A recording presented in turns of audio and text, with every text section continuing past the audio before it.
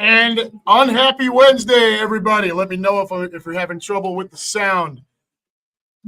Coming to you live from our nest here at the Back Porch Saloon in Westchester, Ohio. This is the Unhappy Gilmore Show, powered by Green Legion Radio and part of the Green Legion Radio family.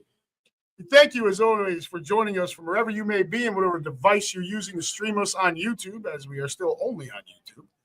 I don't think that's going to change. But anyways, pull up a chair. Turn up the volume if I'm not quite loud enough for you. Use the company dime if you're still stuck at work. Open up a cold one if that's your thing on a Wednesday night. I know Dad's going to get down with that here in a minute. And let's try to have some fun as we put an end to day 3 of this week's hostage situation. And look forward to tomorrow being Friday Eve. Keenan Harmon in the room says nap time is over. Go Birds. Lou Mancini says hi to me and Dad. And Keenan says never sounded better. Very good. A lot of times we get a lot of background noise here. The outside is open, and I can tell you all right now the weather out here is about as top perfect as you can possibly get. Right? It's been that way for about a week now. Yes. And it looks like it's going to continue. Best of the summer. Damn right. I'm not used to it being this cold this time of year. What do we got here? Russ Taylor, pour one out to Jim Murray. All right, well, I'm not drinking tonight. Maybe Dad will pour one out for him. Let me get to the business end of crap real quick so we can get Dad going here. Everyone, Michelle's favorite part of the show, if she's listening. We are proudly sponsored by Cheerleaders Gentlemen's Club, located at 2740 South Front Street in Philadelphia. Cheerleaders brings you the area's most beautiful women on 5 different stages, open from noon until 2 a.m. and until 4 a.m. on Fridays and Saturdays. For group information, call 215-467-1980. Also offering free parking, a full menu, daily drink and food specials, and a premium selection of cigars and a cigar lounge. If you can't get out to the link and you can't get out to the bank, you're looking for a place to still get out and watch your favorite sporting event, head on over to Cheerleaders and enjoy the 75-foot HD TV wall, as well as HD TV screens throughout the entire club. Once again, folks, that's Cheerleaders Gentlemen's Club, located at 2740 South Front Street in Philly. Call 215-467-1980 for all of your group and party information. As always, kids, the bottom of the screen here, whatever we're on here, greenlegion.com. You're looking to get out on the road to catch the Birds this year, or you're looking for a home tailgate, greenlegion.com. Click on trips and tailgates. Find the one you're interested in. If it doesn't say sold out, book it. If you've got any questions, go ahead and email. We are on the road in, obviously, Dallas, New York, and D.C., as we are every year, but we're also at Los Angeles. We're at Minnesota. We are in, where the hell else are we at? We're in Buffalo. We got it all. And yeah, well, that's the LA one. We're going to start. And that trip in particular, because it's the Chargers, who used to be in San Diego, rather than flying to LA, the Green Legion trip for that one will start in San Diego. You will fly to San Diego. You spend your first couple of days there. Game day is a Monday night game. You will bus from San Diego up to Los Angeles. Enter the Lum Hotel. You will be pre-keyed. Walk in. My name is blah, blah, blah. Grab your key. Get up to your room. Shower, shit, shave, shine. Do what you got to do. Come back downstairs. Take the hallway straight over to Cork and Batter for your 4-hour Green Legion tailgate. I was there last year. The staff is amazing. The place is amazing. It is only a 15-minute walk to SoFi. The food was out of control. Go to the game. Walk your ass back. Get all messed up at the Lum, and then you will fly back from LA rather than having to bus back down to Los Angeles. That is for your air travel to it. San Diego. Thank you.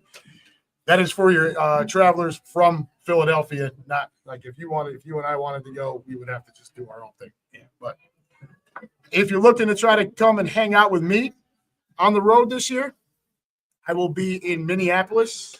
That game is Sunday, October 19th. Be there solo on that one.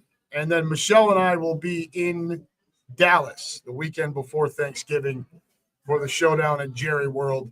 But I'm quite confident that Pickens will have torn that locker room apart, bitching about targets, And I look forward to stomping a mud hole in them in their own house. If you've not been on that Dallas trip, and I know Keenan is coming out too, it is the best tailgate that I've been to Green Legion wise. I've done a number of these things. That includes the home tailgates. It is directly across the street from Jerry World. It is catered by Eddie Dean's Barbecue, which is absolutely out of control. You can get all those details, greenlegion.com. Click on trips and tailgates. Take a look at the details. Decide if it's something you want to do. If it does not say sold out, book it. If you're in the Philadelphia area or plan to be on a game day and you're looking for a place to tailgate, greenlegion.com. Click on trips and tailgates, home tailgates, find the game. Again, if it doesn't say sold out, book it. 1,100 socials, Xfinity Live, 1,000 people footprint at that facility, both indoor and outdoor seating, 4 hours of all you can eat and drink, a 5-minute walk from the link.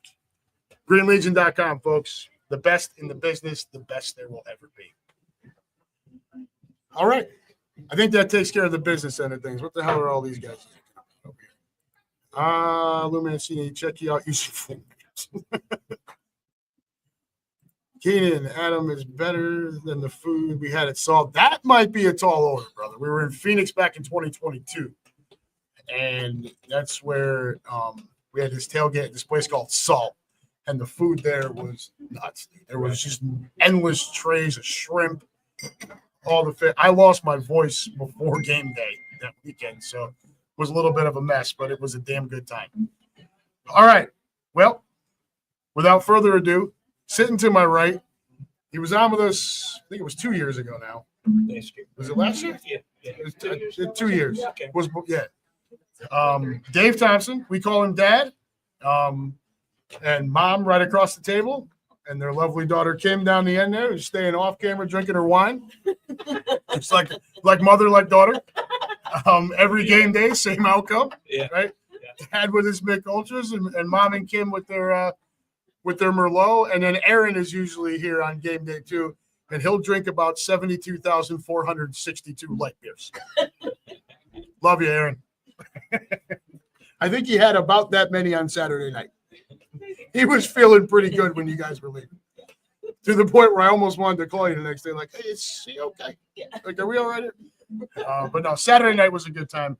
But David, Dad is here to join us tonight. We're going to talk a lot of birds, try to keep it to the birds, unless, Dad, if you wanted to touch on the Phillies for a few and the Reds, doors open. I know the Phils have been on a bit of a struggle bus. The Reds have had a tough week as well. Of course, they had to take on the Dodgers. Yeah, both teams are struggling right now. So pitching is a problem. Yeah. And with Wheeler out and having to rely on Nola, who's been a problem all year, it's going to be a tough road for the Phils. Their hitting's got to pick up a little bit to make up for it. But yeah, are we going to see MVP type Harper at any point here, or what the hell is the deal here? This is a guy who's not complained, but has been somewhat vocal about wanting some sort of contract restructure or extension and whatnot. And I got, Chris Sack, Green Legion Radio, he has said numerous times, including on Heart of the Order that we do every so often, I need to see more. Like, it's been a little inconsistent. Shut up and let's try to get a ring here before we start talking that. Yeah, Schwarber's been the key to their team with key hitting. And the thunderstick. Yeah. The good part is Schwarber, hopefully the Phillies are willing to pay him because they're going to need him. I don't think Harper can carry them. It just doesn't look like it. It looks like the injuries have kind of nagged him enough where it's a little bit like the power doesn't seem to be there. The batting average is down. Yeah. Does he need to move back to right field and start feeling more comfortable? I mean, sometimes that plays a role, or is he better served as a DH type at this point? Yeah, I would say a DH. But then what happens to Schwarber? Now you got to play Schwarbs in the outfield. He's not exactly a Gold Glover either, right? No. He's interesting in the outfield. It's always an adventure, right? That's how the Yankee fans feel about Giancarlo Stanton. Yeah, it's kind of like watching Marte for the Reds play in the outfield. Although it's better than watching him play at third base. Oh, God. Yes. That goes to show you with the Reds, sometimes you just got to get better fielding. When the Reds picked up Pittsburgh, everybody was saying they needed it bad. and this kid comes in and he's cleaning up everything. Yeah. They have to score less runs because he's at their base. He's been a heck of a player. Oh, you talking about Right. the kid that was with the Yanks some years back? No, Pittsburgh. Oh, Pittsburgh. Yeah, They got it from Pittsburgh. Yeah. Yeah, heck of a field. So he's helped them. So can Nola? So Nola's a lot of time on the injury list this year, right? Right. And he was there was obviously something wrong with him because he was 1-7. Yeah. When he finally went on the injury list and came back and he looked terrible the first game, which isn't surprising. No.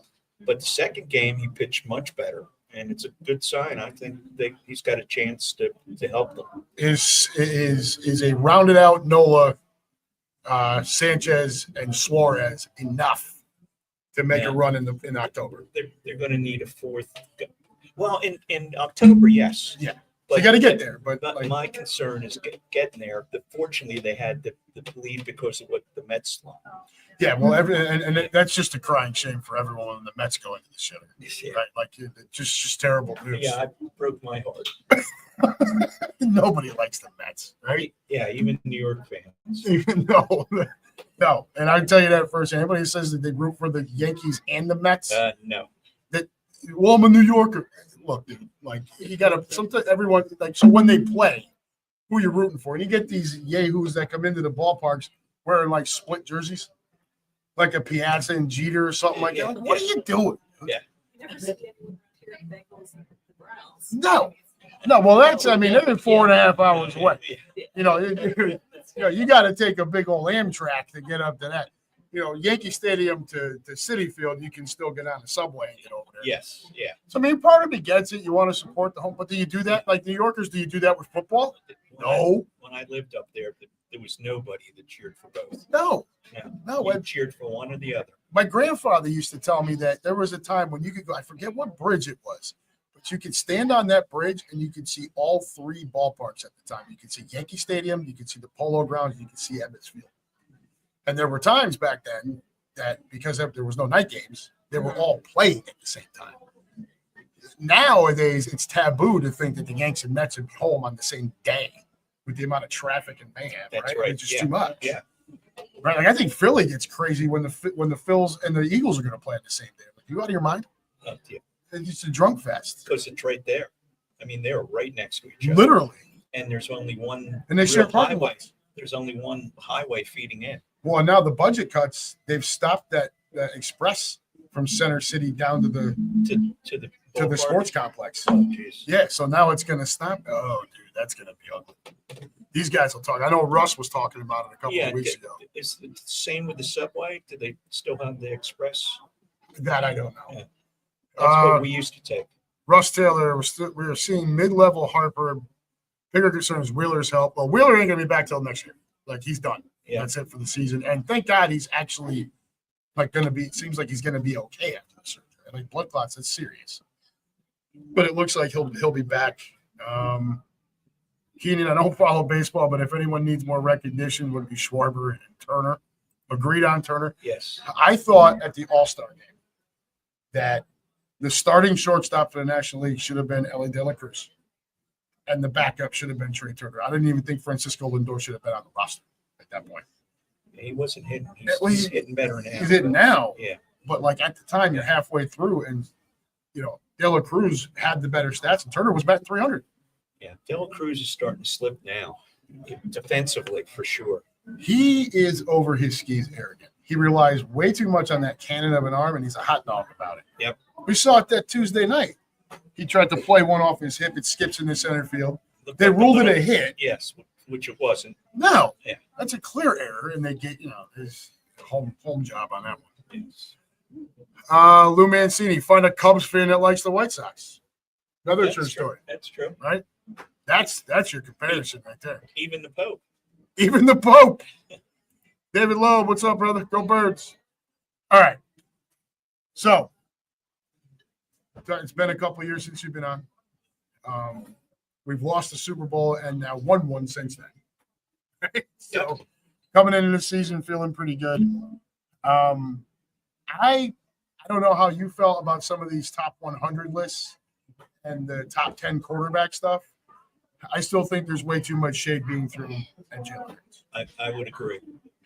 Pete Prisco in particular pissed me all the way off. These guys know I screamed about it, literally screamed about it that night at home doing this very show where he had Jalen Hurts, I think, ranked. Where the hell is it? There it is. They had Jalen Hurts ranked number 52 out of 100, which I'm like, okay. But then you have Justin Herbert at 49 and Jaden Daniels at 33. How the hell, after we beat the ever-loving snot out of the Redskins, how the hell is Jaden Daniels ranked 19 spots higher than the Super Bowl MVP?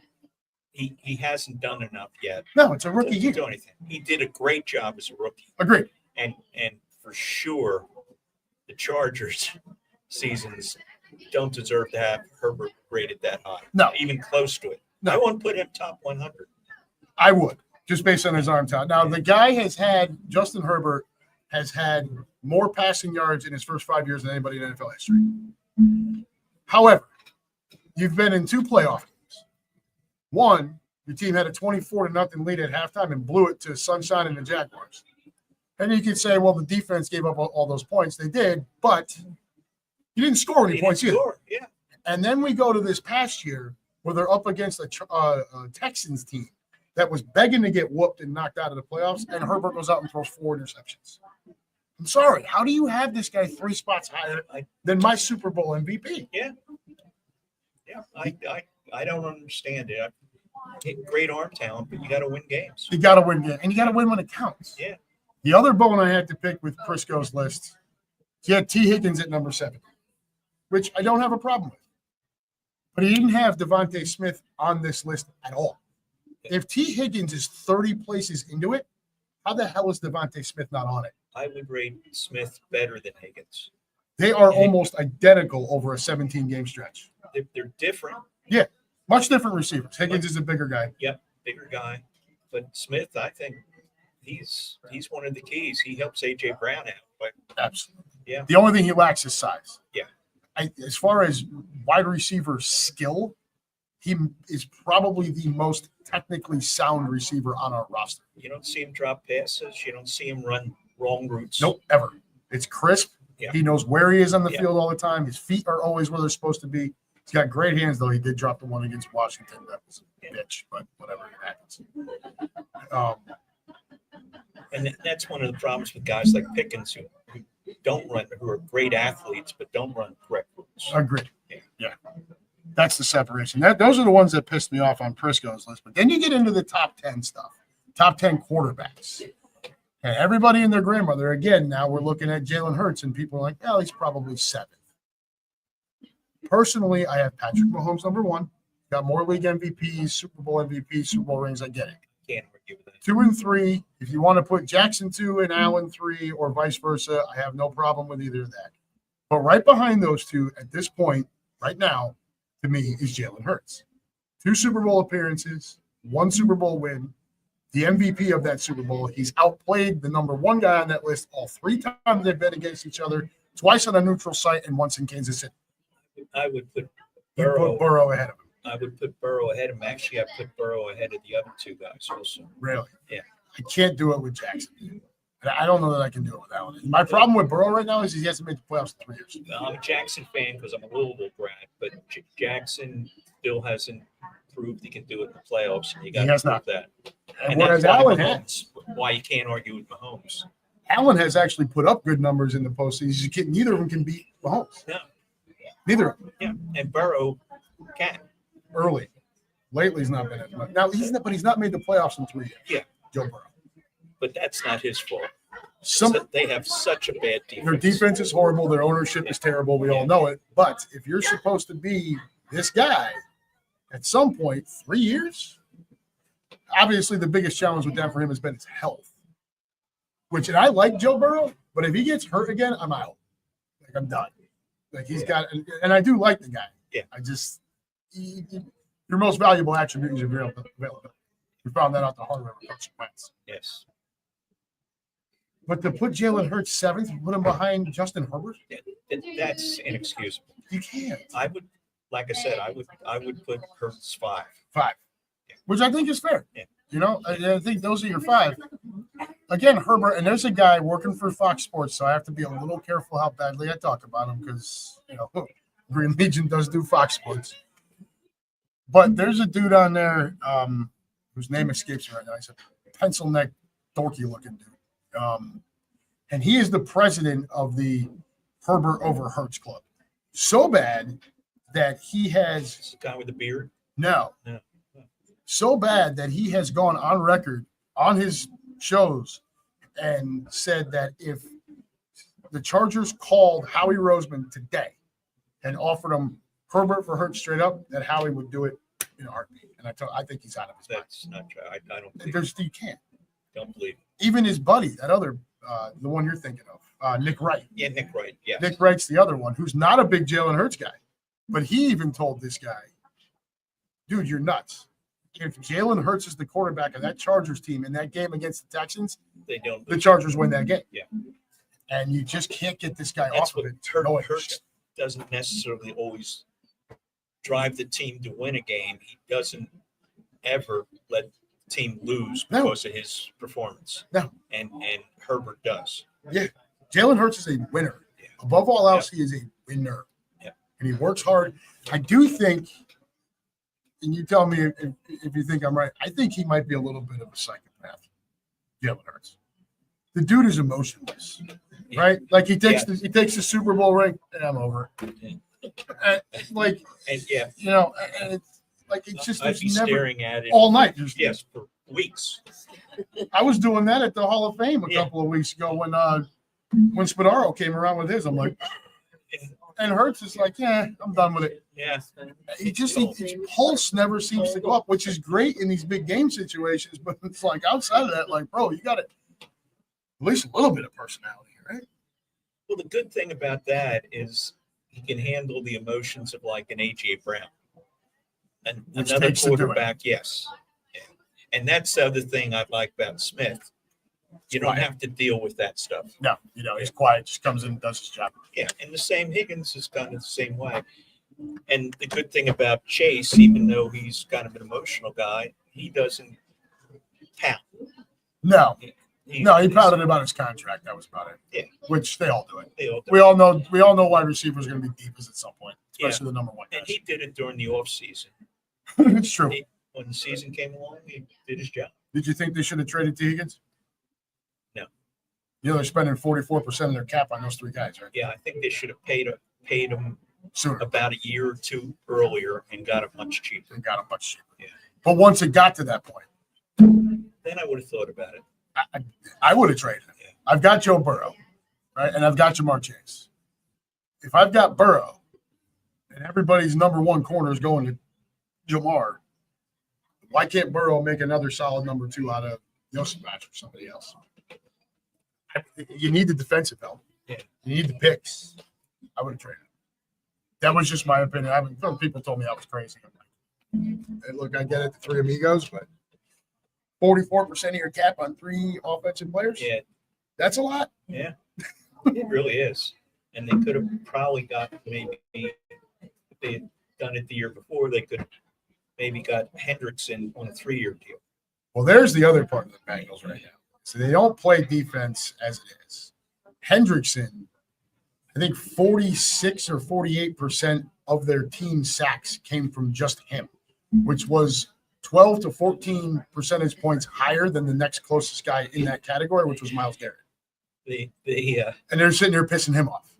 Yeah, and if you add up the other 3 guys playing with him, they had less sacks than he did. Yeah, it's insane. And so instead of giving him, so the bugaboo was the guaranteed money. He wanted 2 years guaranteed. The Bengals were offering 1 and wouldn't budge. So instead, they just gave him another $14 million this year, which does not solve your long-term problem because he's still an unrestricted free agent at the end of the year, which means you still have to figure out how to pay him or you lose him. Well, the good thing is they didn't write into that contract that they can't franchise tag him, which a lot of guys get written into the contract. They do. So, but then they have to pay him $38 million. It becomes the average of the top 5. Yeah. And you've got 2 guys over 40. And then Jalen Carter's going to sign his deal next year. Yeah. So that's just only going to get bigger. And you got some. The Bengals are a mess. They averaged 28 points per game in their losses last year. Yeah, that's completely insane. it is. Now they did not score 28 points when the Birds came here. They did not. A 10-10 game at halftime turned into a bloodbath in the second half. Yeah, my neighbor who was giving me right behind us, who was giving us a hard time since we were the only guys in Birds outfits in that part of the stadium. I got to smile at her at the end of the game as she walked out. The entire upper ring was have green. a nice day. Yeah. Oh, we were loving it. Yeah. When Smitty catches that long touchdown, a bunch of them got up and left, and we were getting up waving to him. Bye. Thanks. Have a nice trip. Yeah. See ya. I like the Bengals, and I hated to do it, but I had to do it. He was rubbing it in on me when they got the early lead. Well, and it was 10-10 at halftime, and we had to kick that field goal right before half to tie it. Yeah. So you're like, oh man, it's good. And Mike and I expect, we're sitting there like, man, we've never gotten a victory here. We had this huge day at the Filson with the tailgate. And all these people down here were throwing these business cards out for the Midwest Eagles. And I was like, please don't lose this game. And then, good Lord, that second half. My God, man. It's kind of the way the Birds go, though. They just over the city. Yeah. oh yeah, well yeah, because all that was left in the stadium was us. Yeah. They all left. It was great. By the fourth quarter, it was just us. Reminded me of when we were in Denver back in 21. So I don't know if anybody, have you ever been to Mile High? Yeah. So the upper level is metal. It's metal floor. So when the Broncos would get you third down, they go, it's third down. They would ask the crowd to make noise. Well, the upper level, they start banging on the metal, and the whole place shakes. So they call it like the earthquake.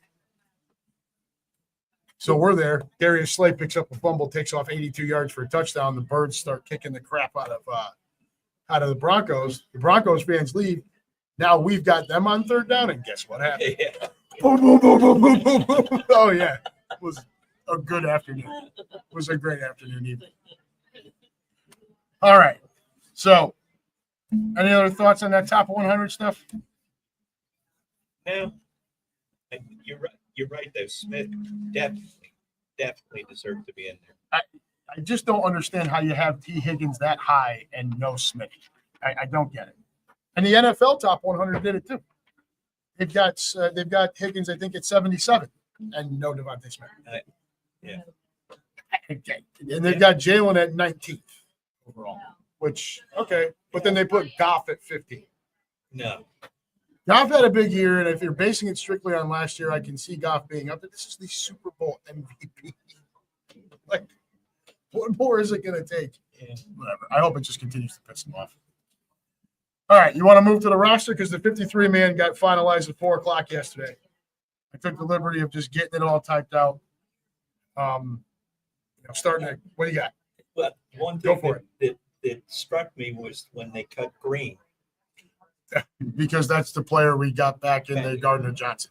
And I really thought that Staplin would have an opportunity to improve him. So he must have seen nothing in him. And they looked like they got fleeced by Houston. Well, the Gardner Johnson thing was more of a salary dump than it was anything else. Getting back Green was a low risk, high reward.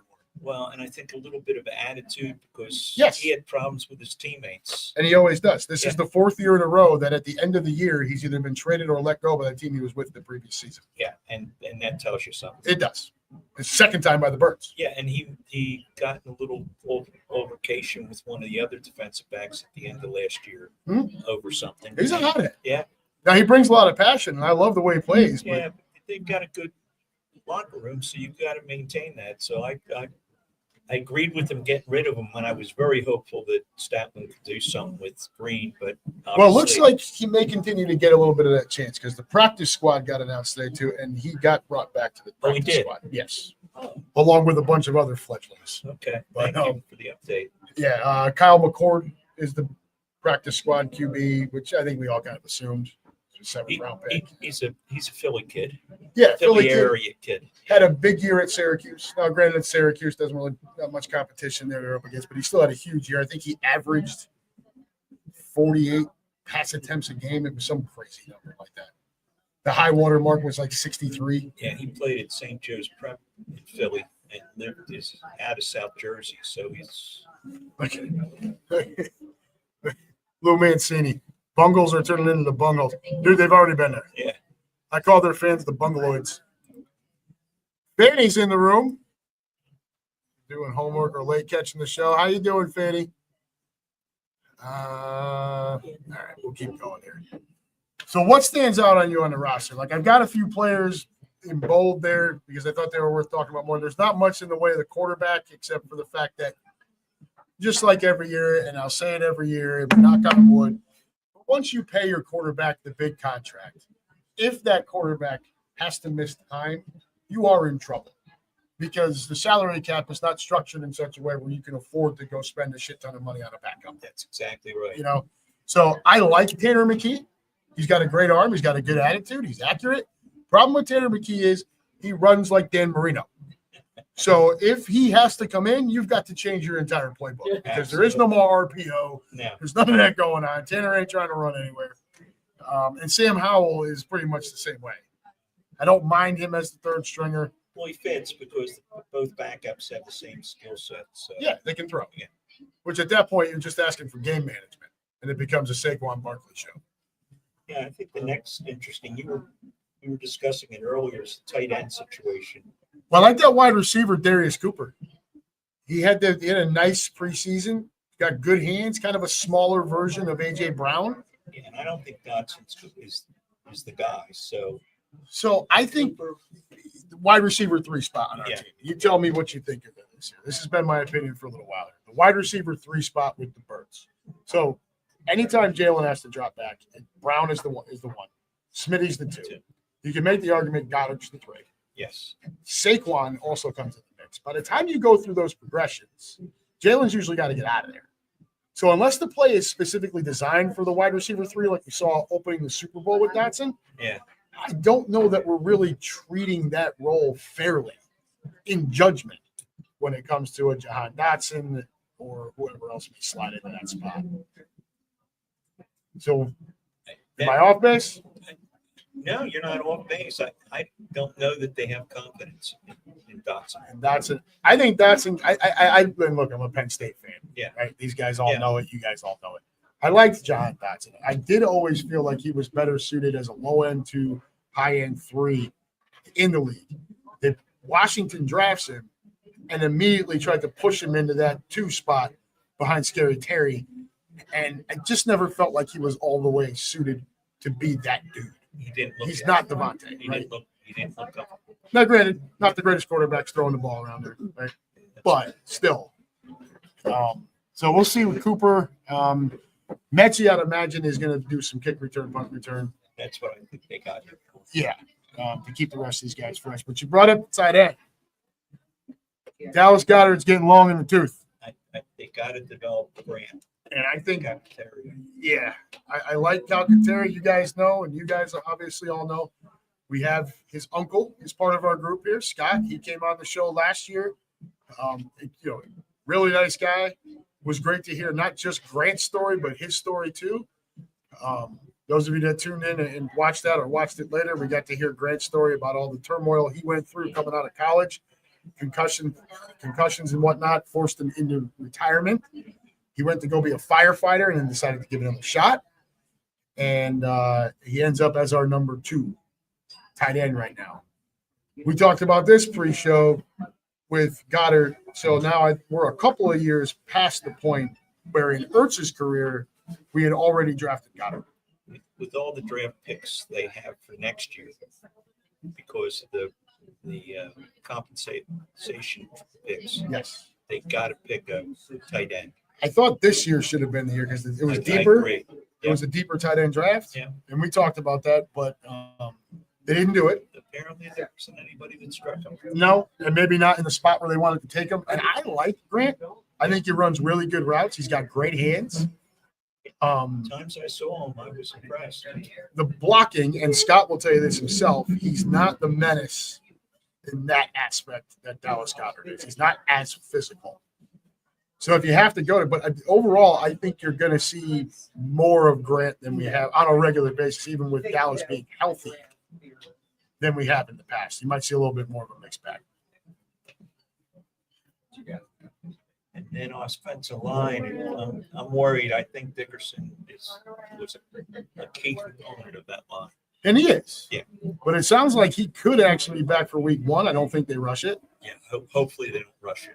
Tyler Steen is a guy that's got to fill Mekhi Becton. Yeah, this is his 3rd year. Mhm. He's drafted in 23, so this is a key year for him. I like him. I think he's a good guy, and hopefully he'll come through. So we brought Becton in last year to back Steen up, and then Becton beat Steen out for the job. Yeah, that's the only thing. It's a little frightening, Yeah. right? We brought back Fred Johnson this week, which Yeah. I love, And right? the pick that they gave up. Who Oh, who cares? cares? Yeah. Yeah. Who cares? Fred Johnson, for those of you guys, I mean, we talked about him not only on this show, but during a couple of the Green Legion tailgates that I was at, where we did the pregame show. Fred Johnson not only filled both tackle spots when Mailata and Johnson missed, and Lane Johnson missed time, he also slipped in at guard here and there too. Yeah. So he's versatile. He performed well under the GOAT coach there, Oh, Stout U. Yep. And I think bringing him back is I thought that was a good deal. They gave the 5th pick that they got in the trade Yeah. with Houston. Yeah, I Gave don't. it back to them. Yeah. That's fine. The Green's on the practice squad, so we'll see if If anything happens there. It doesn't look good, but Yeah, I think when the guy gets discarded by 2 different people, the other teams weren't interested. So smart move to pick him up. Yeah. And that tells me that Stoutland saw something in him they're going to keep working with this kid, that it's just going to take longer. which was the word on Becton, right? Yeah. That was kind of the thing with Becton. He didn't really pan out with the Jets.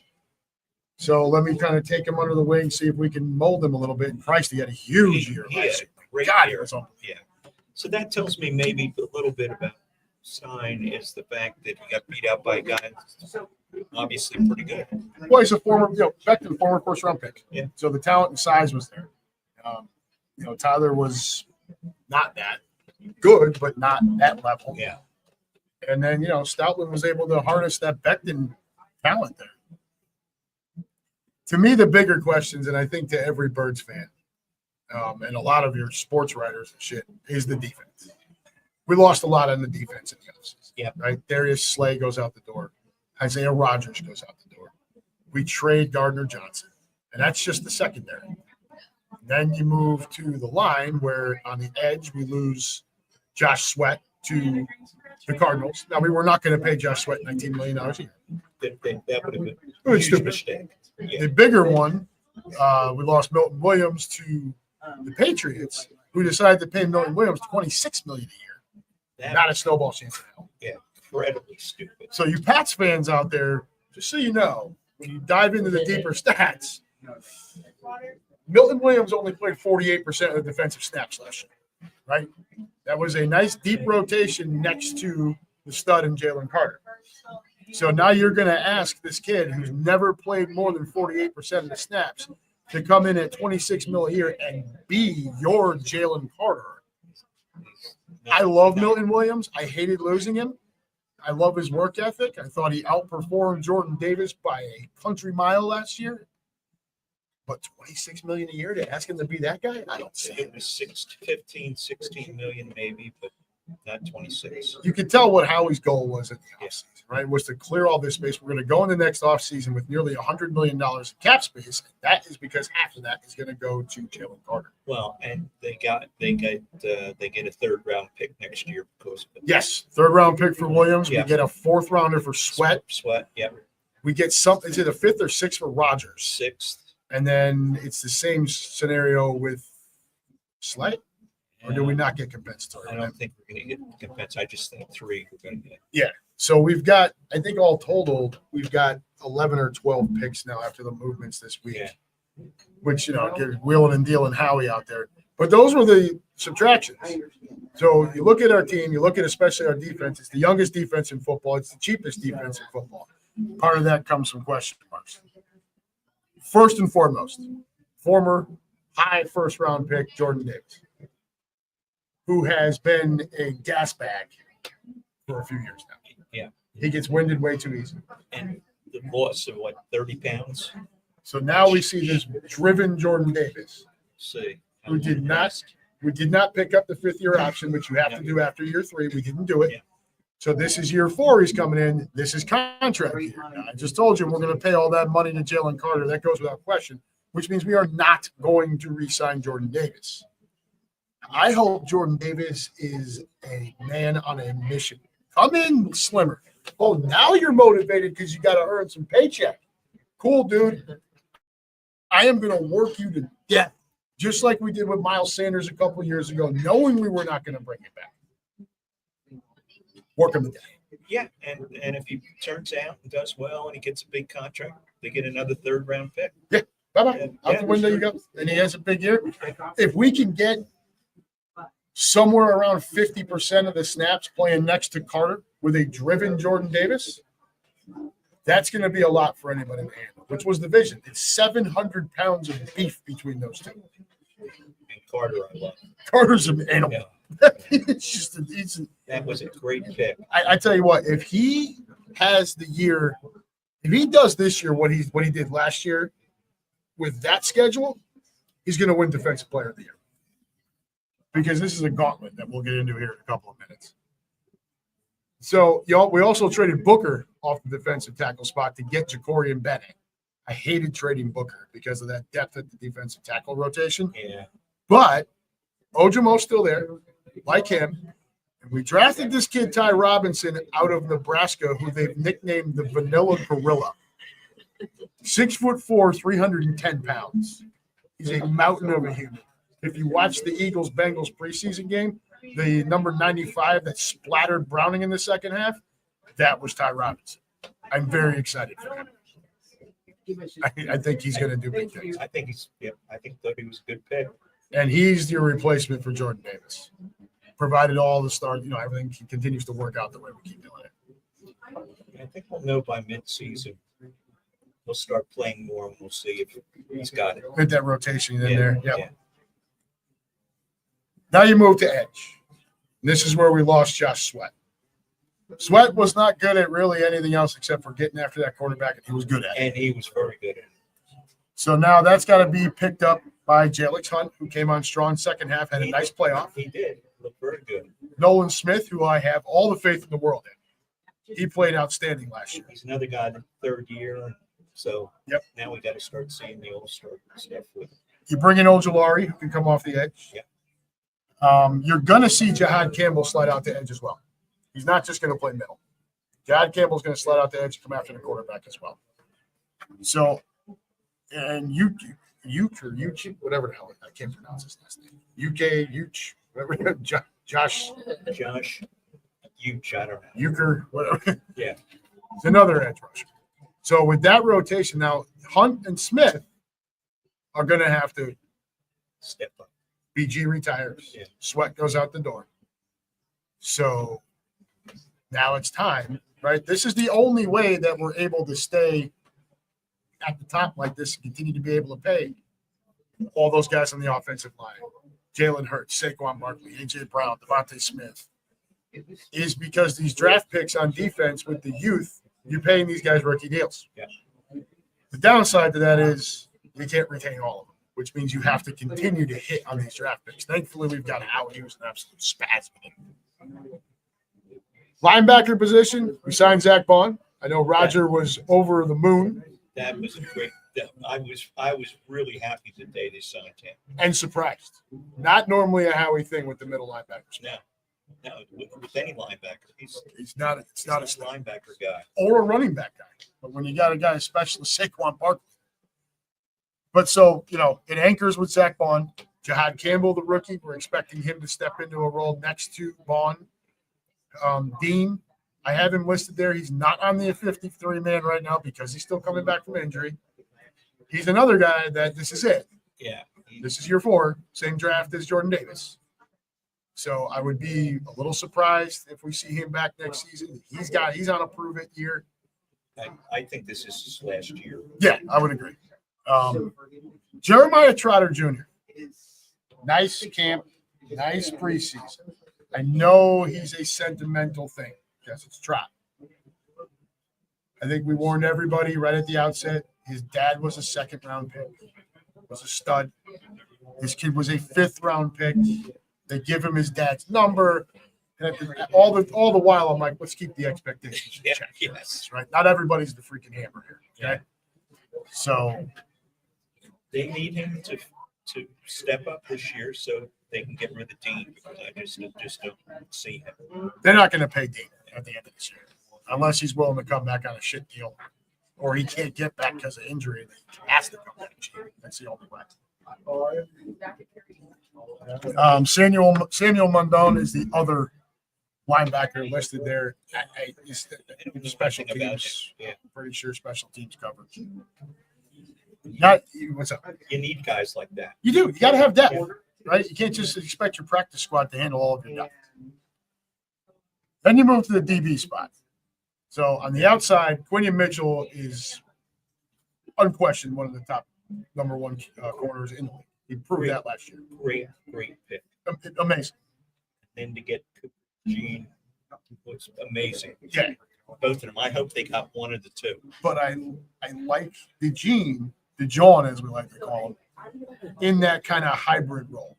I don't want him pinned down to the CB2 spot, which means one of these other knuckleheads has to step up. Look to Ringo. There were flashes of brilliance with him at times. At times, yeah, he got scorched by Jamar Chase. Now, Jamar Chase does that to a lot of guys. Yes. Okay, he didn't do it to Quinion Mitchell, but he does that to most corners in the league. Yes. So all these Birds fans, and after that first preseason game, were all up and up. Oh, Keely Ringo. Dude, it was Joe Burrow throwing to Jamar Chase.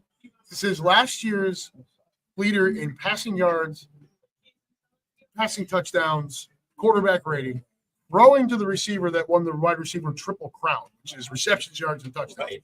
And this is a kid who's battling for the CB2 spot. What the hell did you think was going to happen? Right? Like, if we have to go up against somebody, if we like when we play Minnesota, if Keely Ringo has to go D up against Justin Jefferson, it's going to be a long afternoon. I don't care who's throwing him the football. But Ringo, Jacorian Bennett, Adoree Jackson. Adoree Jackson is a former Giant. Jacorian Bennett is the guy we traded Booker for to the Raiders. Jacorian Bennett had a nice year with the Raiders last year, and that's a Raiders team that stunk. They were awful. He had a good year. I was really hoping that by this point he would have buoyed himself into that role, and it just hasn't happened yet. Vic doesn't seem really comfortable with saying, this is my guy. But it's got to be one of those three. Yeah. Otherwise, it's going to be Cooper, and now we lose that versatility. Yeah. I don't want to do that. Yeah, I don't either. Do you think it's going to be Ringo? Yeah. I think he's got a chance to do it. I don't like to see Sidney Brown step up. And there's the other ones. When you look at the safety spot, like this is another one. This is the year for Sidney Brown. He's battled injuries. It's time somebody has to slide in next to Blankenship here and step up with Gardner Johnson out the door, right? So Cooper can slide into that role here and there, but again, you don't want to pin him down. So that's your DB list as it stands right now. Quinion Mitchell, Keely Ringo, Jacorian Bennett, Adoree Jackson, Cooper, Reed, Sidney, Tristan McCollum, Mac McWilliams, and Andrew McCool. The last couple of drafts has turned that from a so-so group to an excellent group. Yeah, I think they're pretty solid. Yeah. I just worry about the CB2 spot. In particular, when you're playing a team like Dallas early in the year, who now you got Dak coming back with something to prove. Pissed off after his injury last year, right? Yeah. They add George Pickens, who is a number 1 receiver. He might be low end, but he is a number 1. And he's going to slide in the 2 spot in Dallas, which by halfway through the year we expect to be a huge problem for Dallas because he'll bitch. Oh, he'll ruin the locker room. But he's not better than CeeDee Lamb. Yeah. So now you have Pickens, who's going to be a little motivated to start the year. Mitchell is going to follow CD around the field in man coverage spots. So who's going to take on Pickens?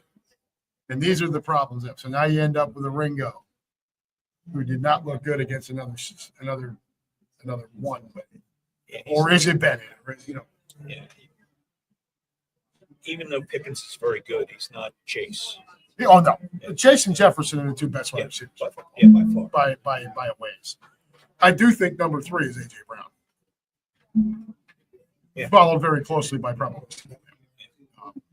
I only think that there should be 2 guys in the league rated higher than AJ Brown. It's Chase and Jefferson. It's great. If you put Brown on this Bengals offense, with him, I think these guys, they all do something very special, right? So with Jamar Chase, it's the yak, right? The yards after the catch. Justin Jefferson, I still think is the best wide receiver in football. Just you think he's a total package, and he had Sam Darnold throwing. Still put up messes. Yeah, that's the impressive part. But for my money, if you wanted a 50-50 ball, one-on-one, on the outside, you find me a more lethal threat than AJ Brown. The guy is too physical for any corner in football. That's the big thing with him. He has a Chase Jefferson. It's more physical. And you cannot then cover him with a safety because he's too fast for pretty much any safety in football. So one-on-one, he is a freaking nightmare. He's got great hands. I love our offense. I need to see more from the defense. You want to see how the youth steps up. Overall, I think it's us in Baltimore, the 2 best rosters. Especially when you factor in how little we're paying for the defense. The Steelers are paying $170 million for their defense, and Cam Hayward is bitching he wants more money. That's insane. Yeah. In today's NFL, paying that much for your defense is out of control. So what do you got to add for the roster? I've been yammering on for like 10 minutes. Yeah, I pretty much agree with everything. I think you're right. The cornerback 2 spot is key. And I think Jordan Davis, hopefully that lost weight makes a difference, but I'm doubting Thomas on him. I just think he lacks motivation. Who's that? Davis? Davis, yeah. He does, but now he's got money to motivate him, right? Yeah. Because we didn't pick up that 3rd year or that 5th year option.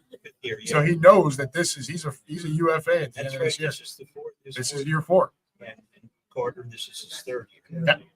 We will sign Carter next offseason. Oh, absolutely. There will be no 5th year nonsense. We'll just ink it. I don't think they'll get to having to make that choice. No. Hopefully. He's a lifer.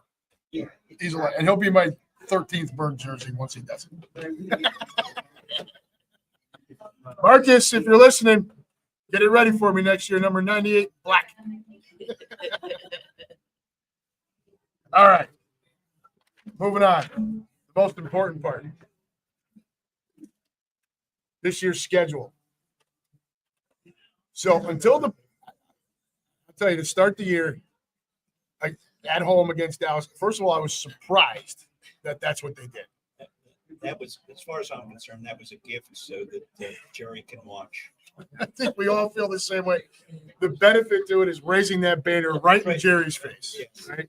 And I hope the TV cameras are obliged to show Jerry during the ceremony. Oh, please do. Yeah.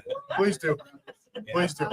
I want them to flash up to Jerry and see the look on his face as he pouts. And he's been waiting 30 years for an NFC Championship appearance.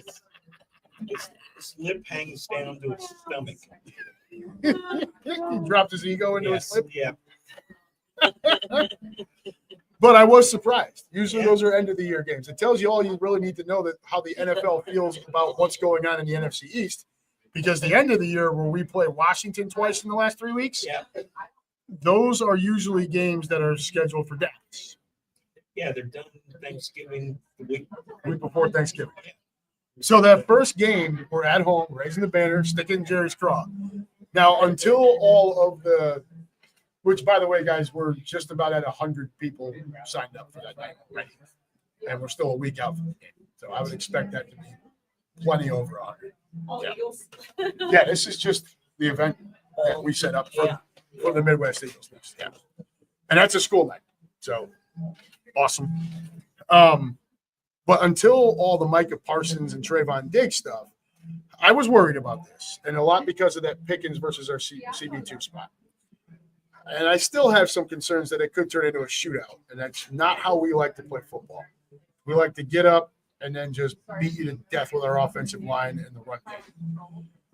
However, the Parsons thing, the Diggs thing, if for some reason Pickens starts bitching because we end up getting up 10, 14 points early, that thing can come off the rails real quick for that Dallas team, whereas it won't come off the rails for us no matter what the score is. I can't believe that locker room isn't split a little bit over the Parsons thing at this point. I believe it is. Yeah. And he's just not hearing it because I think there's at least enough professionals in there that won't do it. And the split is, it's not like Micah and the quarterback or Micah and the kid. It's Micah and the owner. So the rest of these dudes have to be a little careful with who's signing their paychecks too, right? You don't want to end up with everybody on Jerry's shit list. But where I thought this might be, flying high, coming in, banners raising, blah, blah, blah, and then coming out of there maybe with a loss.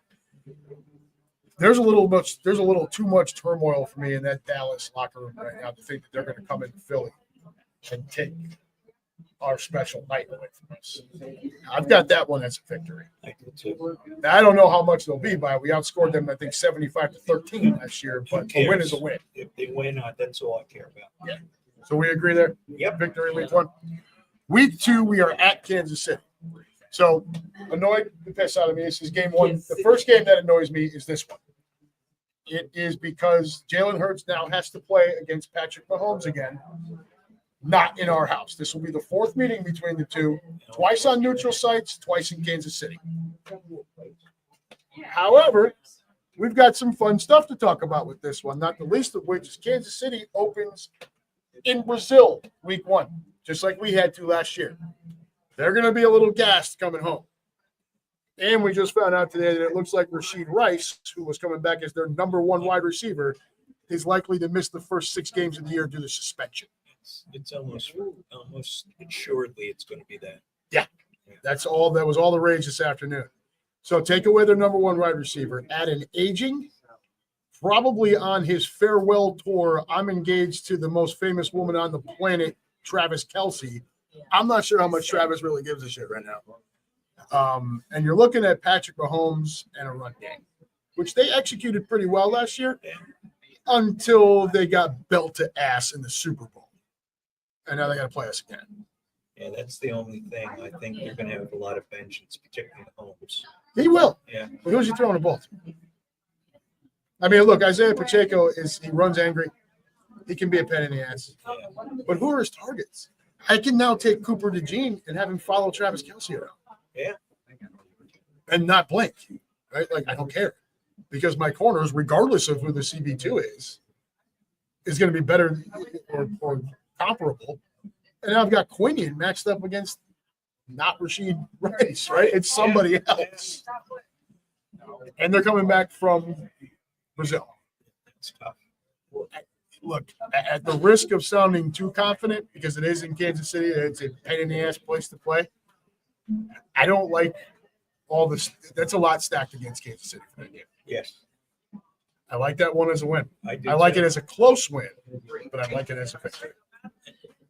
Yeah, anytime you play Kansas City, you're not going to have what happened in the Super Bowl. No, again. that won't happen. Although I will tell you, our brethren here, Lou Mancini, you think Taylor is drawing up the prenup with Travis right now? They'll probably go through multiple drafts, Lou. But Lou, when we did the pre-Super Bowl, and I gave a lot of us talked about close game. Lou came right out and was like, "We're going to bury him." Yeah, I think 30-13 was his guess, something like that. It was something like that. Lou, correct me if I'm wrong, but he was like, "We're going to destroy him." And my God. But I agree with you. Especially early in the year, a lot of these guys don't play in the preseason. So your first 4 games, you're still trying to get loose. So you got to figure out who you are, and then you lean into what you do well. Yeah, they had nobody play. None of their No. offensive starters play. No. Now we move. So you have that as a win? Or do you Oh, think yeah. it's a win? Now we move to week 3. We're back home against the Rams. Matthew Stafford is battling back issues. He's 37 years old. They did add Devontae Adams, which is a big addition over Cooper Kupp, who could not stay on. Puka Nacua is a nice wide receiver. His problem is anytime he catches 2 balls in a row, he's got to come off for an injury. Yeah, he's another. They both have the same problem. Yeah, they get banged up. Yeah. They run the ball well. And if you guys remember, we went through that playoff run last year. The only team that played us close. And without Jalen Carter, I don't know that we have a chance to talk all the shit we've been talking. That was in the snow. Another Saquon legacy game, but Stafford had him right there ready to win that game. Yeah. Do you need another drink? Yes.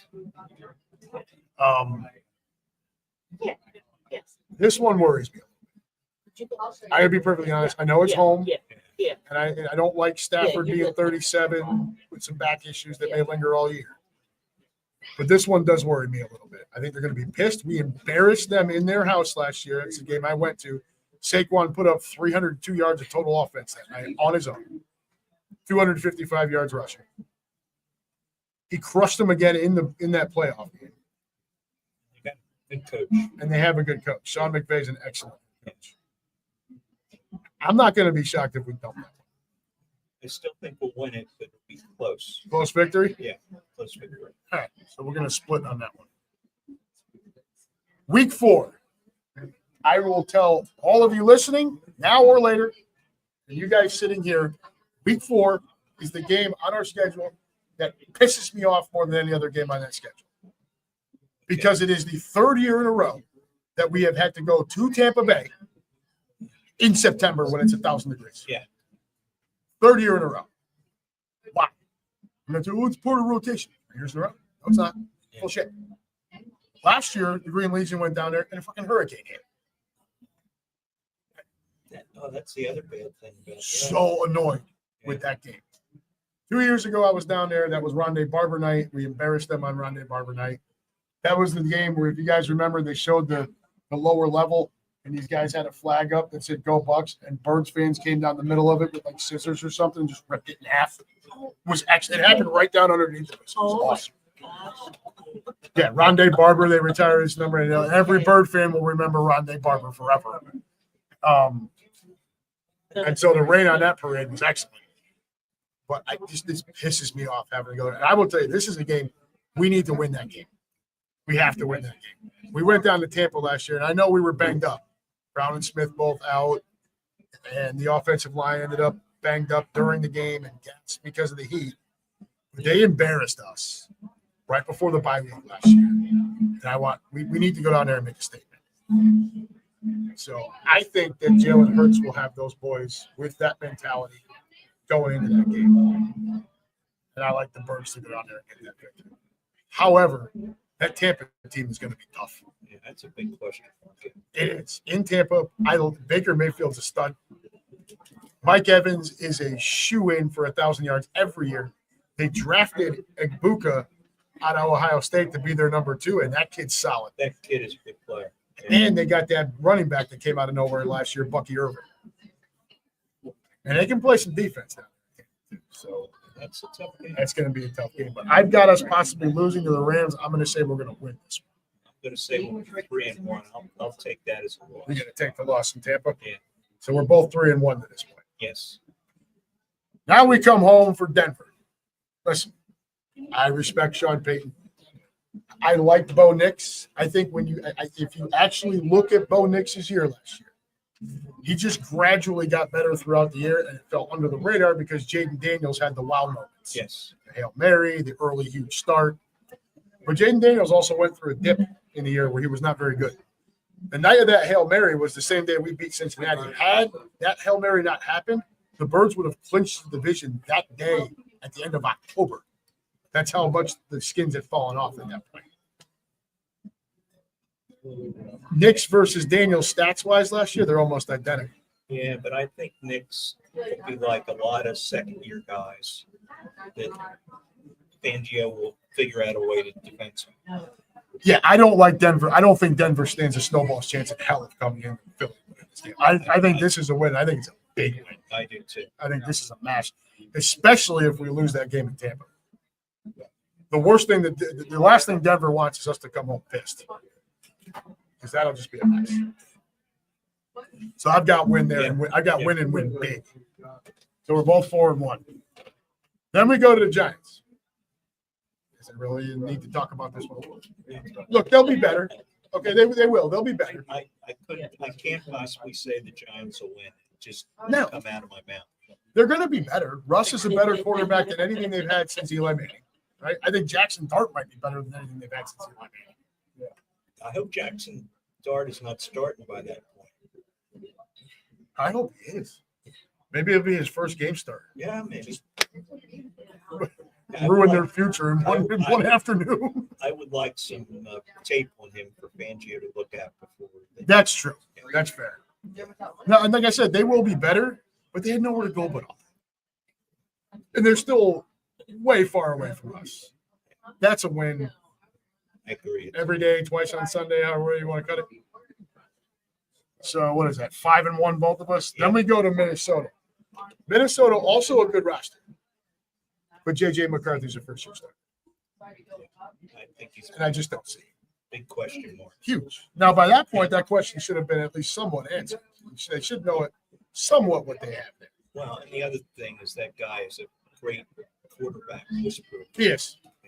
He is. But again, roster versus roster. I just think that's this a is better team. Yeah.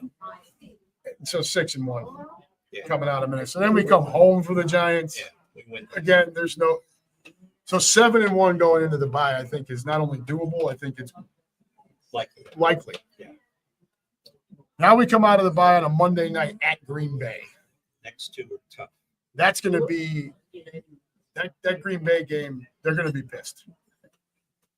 We took them game one, and we ended their year last season. Second one, and we kind of smacked them around a little bit in that playoff. So now they're home. It's a Monday night. I don't think weather is really a problem for our team. I don't really care if it snows or whatever. The way we play football is not a problem there. But that's going to be a tough game on the road at Lambeau. And it's a pissed off Green Bay team. And they added that kid Golden as their number one pick, who should round into a number one wide receiver. Right now, they've got a collection of decent 2s and 3s until you add that kid. Yeah. Well, we'll see. Hopefully, he'll be a flop. And then they'll have one more 2 or 3. One more 2 or 3? Yeah. What do you think for this one?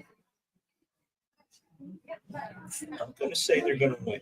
You have a victory there? Yeah. I think I agree with you. I don't think it's a blowout, but I think it's a win. Then we're going to come home for Detroit. Thank God we're at home. Thank God we're at home. But this is also a Detroit team that lost its entire coaching staff, aside from Dan the Man Campbell. They also lost their all-pro center.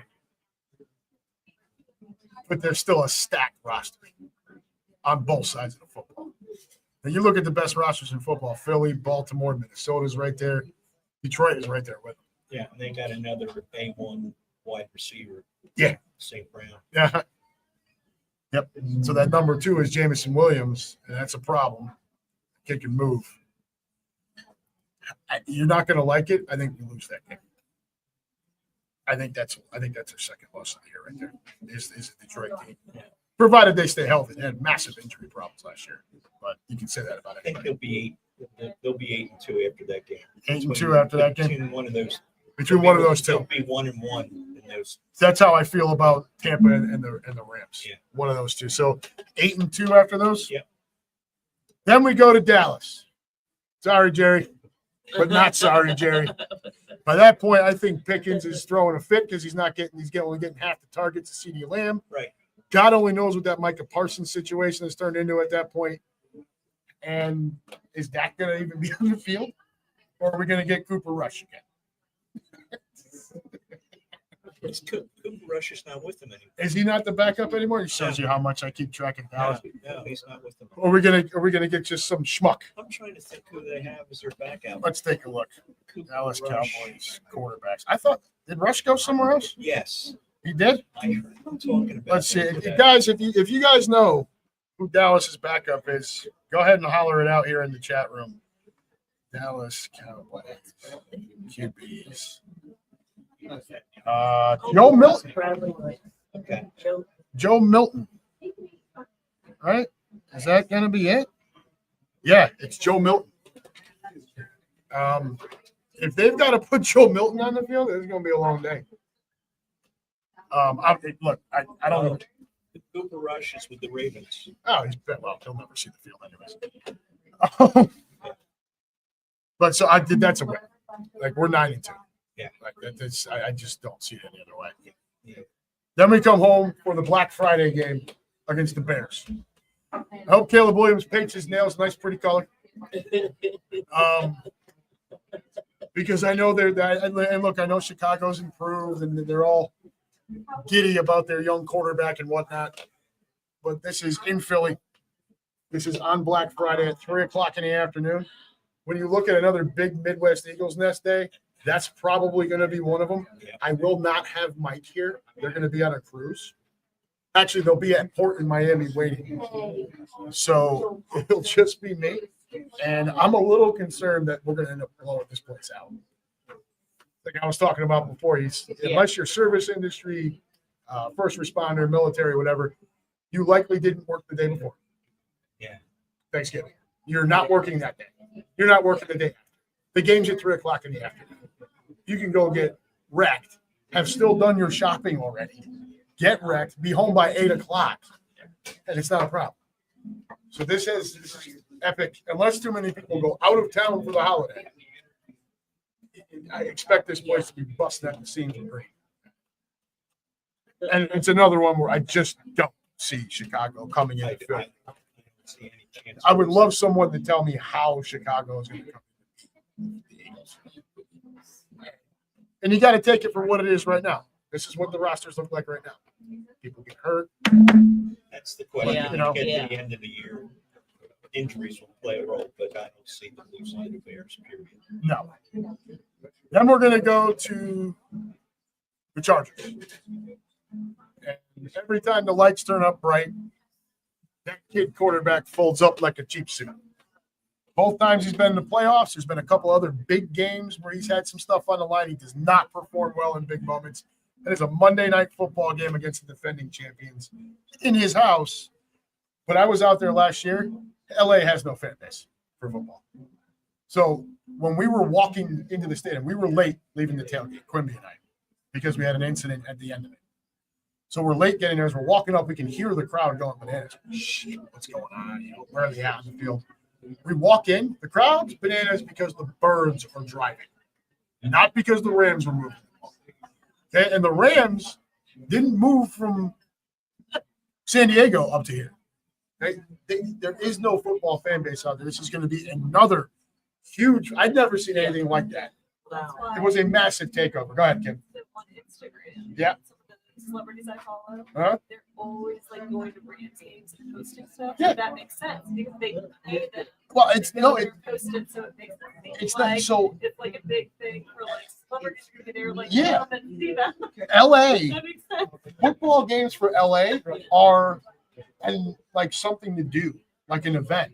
It's not like going to a Dodgers game or a Lakers game. It's like a concert. Yeah, It's like a that con- shows that the guy on there was saying that he got sick of hearing "Fly Eagles Fly." Yeah, Yeah. Oh, it yeah. was out And of control. Yeah. Oh, There had to be 80,000 people at this place, and I'm telling you right now, it was 60-40 Birds. Yeah. Yeah. Easily.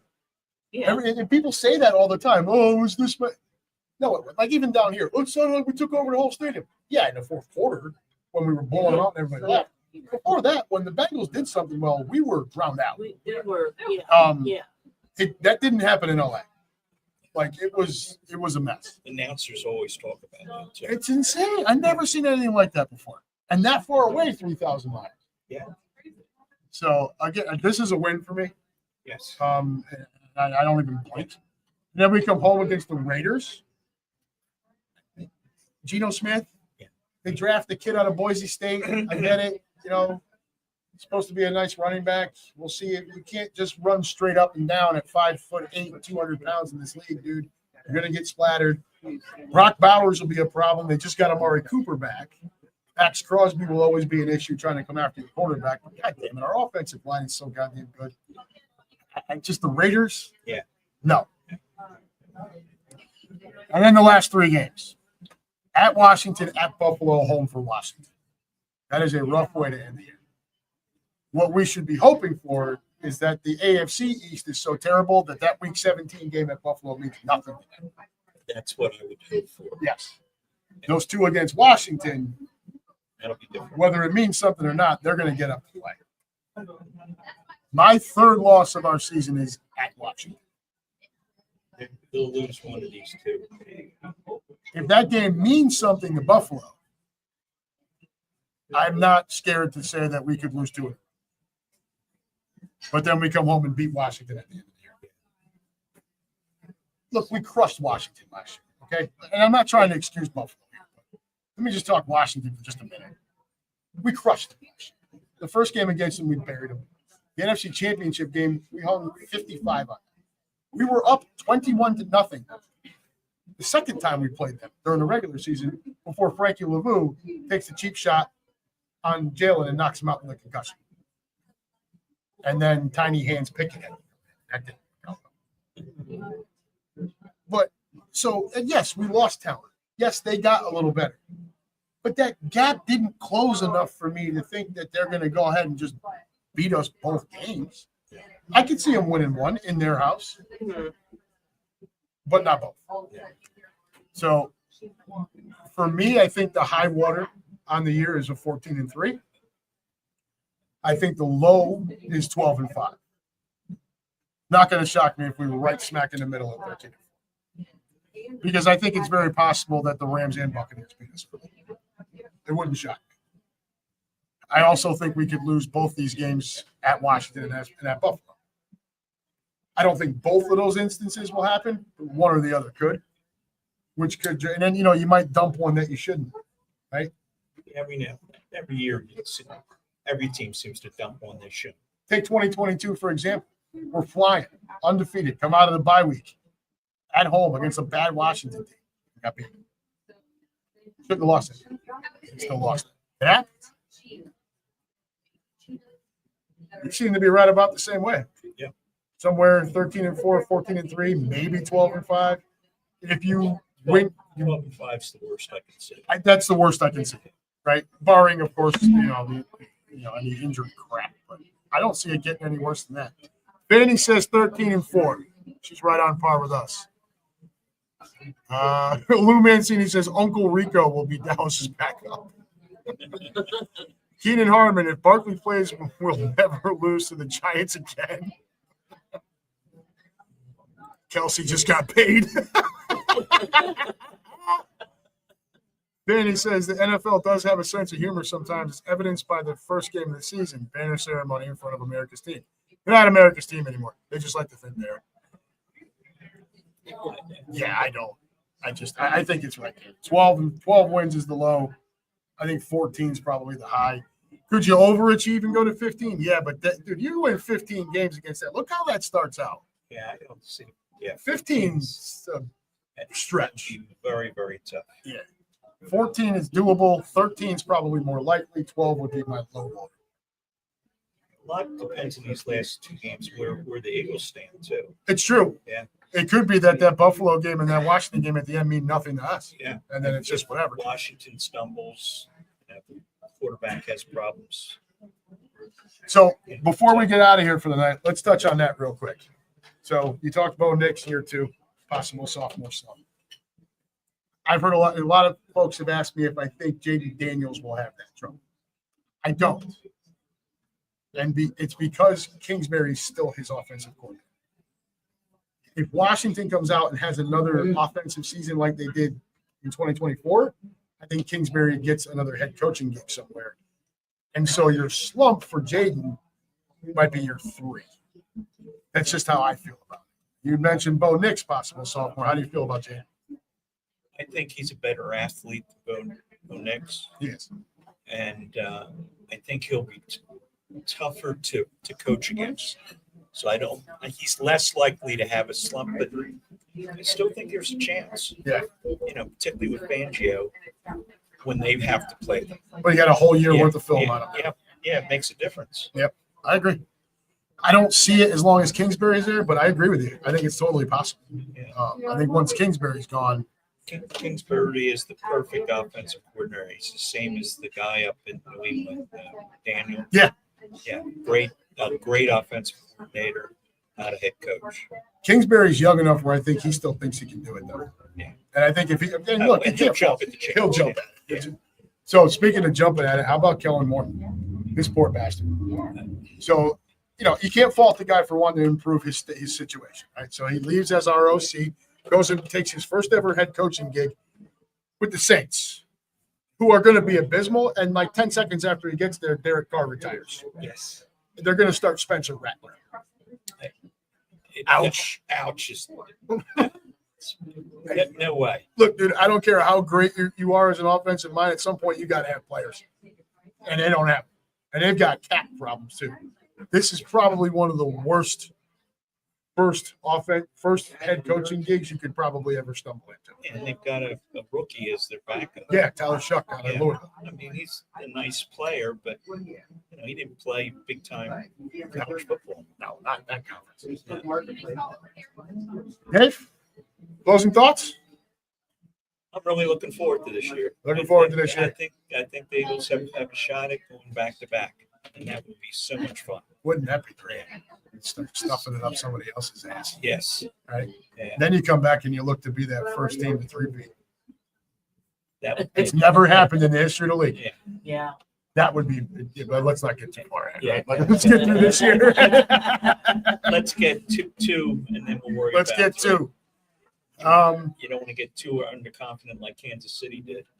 How about group wise? What are you looking forward to most this year here, Midwest Eagles Nest? Been a big year last year. Oh, yeah. I don't know how it can get any bigger than last year. That was phenomenal. The only thing is the shame when we missed the Super Bowl, but we were with families, so Yeah. that made up for it. Never a shame there when you were. And we had a cameraman here Uh-huh. showing us what was happening. Yep. Yeah, that was a great day. So I can tell everybody the number now. At the time, I wasn't allowed to discuss it because it went way over the fire code seated capacity. Yeah, I'll tell you guys off camera what it was. But yeah, it was we were by reservation only, and we were sold out 8 days before the Super Bowl. It basically became my full-time job. I'm at work, just basically doing this. Mike and I constantly messaging each other, making sure everybody was lined up. And the highlight of all that happening was my buddy, my golfing buddy, yelling at me because he couldn't get. Tell them that story before we get out of here. There's your closing thought right there. Listen to this, guys. Yeah. My one of the guys I golf with, a guy named Pat Kennedy, great guy, he former head pro at Beckett Ridge Golf Course here. He's part of our group on Tuesdays and Thursdays. And every year for 13 or 14 years, he's had a table with his families, his two twin boys and their families, 10, 12 people. And he reserves a table here at the back porch. Well, this year he calls up to get the reservation. And Mike, who's one of the founders of the group, has to tell him that it's only for Eagles fans.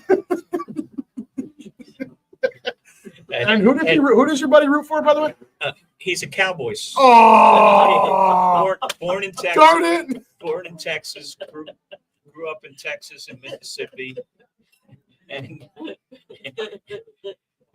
I got the pleasure of inviting him to the back porch to watch the Dallas game next Thursday, and he Respectfully I declined. was going to say respectfully, but it wasn't respectful. He tell you to stuff it up. Yeah. Tell you to stuff it up your ass. But the one Thursday we get there after this happened, and he was just telling everybody there how terrible it was that they could turn this place. We're in Cincinnati. He would accept if it was a Cincinnati place, but certainly not the Eagles. Well, what if it was a Dallas bar? How would you feel about it then? He would probably be all for that. I'm sure he'd be all for it. And I'm sure the fact that I had a smile from ear to ear as he was saying it and rubbing it in, but the pure joy of inviting him to next week's game, it made my week. You just made my week with that story. I love it. Anytime we can rain out a Cowboys fan parade. And look, a couple of years ago we were in the Super Bowl. We had, I think it was 75 people up here, and that was easily the high water mark of the year. Yes. In 2022. Right? I think before that it was like maybe 30. Yeah, 30 most. Yeah, 30 when we first started. So there was no problem. He got his table. He was good to go. And then he waited too long, baby. Like, we were all sold out, dude. And I mean, everywhere. We came in here early. We changed out all of these light bulbs to green, which I thought was a little much. Because trying to get pictures was a pain in the ass. But he does that every game day, too. He'll turn the lights down. I'm like, Mike, I'm trying to take pictures of it. I got to turn the flash on. It's like, I don't want to do that. But he likes to set the mood. So here's Mark. I'm not here to tell him what to do. Anything else? That's it. That's all you got? Yep. All right. Go Birds. Go Birds. So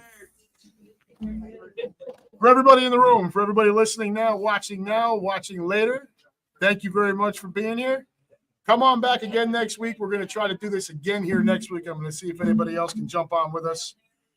Until then, folks, this has been the Unhappy Gilmore Show, powered by Green Legion Radio, part of the Green Legion Radio family, and proudly, Michelle, brought to you by Cheerleaders Gentlemen's Club, located at 2740 South Front Street in Philly. Call 215-467-1980 for all of your group and party information.